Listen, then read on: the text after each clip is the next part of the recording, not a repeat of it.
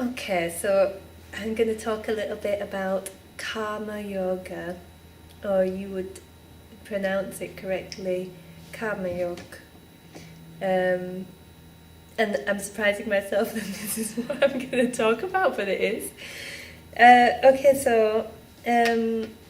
Karma yoga is one of the strands of yoga. Hatha yoga is another strand that most people know about.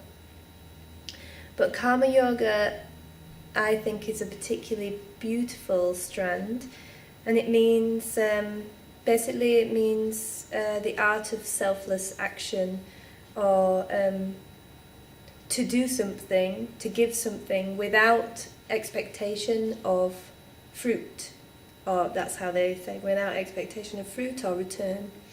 And it's discussed really in depth in the Bhagavad Gita, where there's a story of someone called Arjuna, and he meets Krishna, and there's a long dialogue between Krishna and Arjuna, and all of these dialogues are like they're very clear lessons in karma yoga, and a lot of the time, for instance, when I start to try to practice karma yoga, I'll do things like, I'll say, okay, I'm going to clean my house for half an hour every day, and I live with, lots of other people. I'm going to clean for half an hour a day, and I won't expect anything in return. I won't do, all of this. And so I'll start cleaning, and then after a couple of weeks, I'll start to get really upset because no one's even noticed that I've done the cleaning. So actually, one of the things that I know is that it's harder than you think. But I suppose the purpose, well, there are many purposes, I suppose, for practicing and refining the art of karma yoga.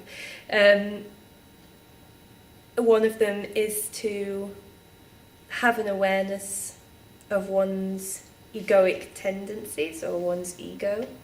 And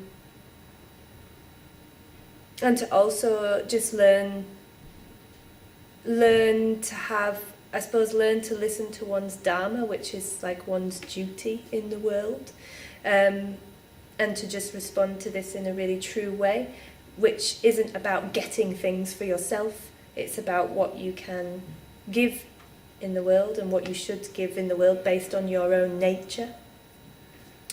What else to say about it? If you go to a yoga class, it's unlikely people will talk about this. But I teach a class and we do discuss this. I think it's an important part of the systems and philosophies of yoga, which is often missed out. It's something that I learned which really helped me to look at things different, and it really helped me to observe my own behaviour in the world a little differently, and actually helped me to understand that most of the time I'm not behaving without expectation of fruits. But actually a really close observation shows me that most of the time I'm probably trying to get something.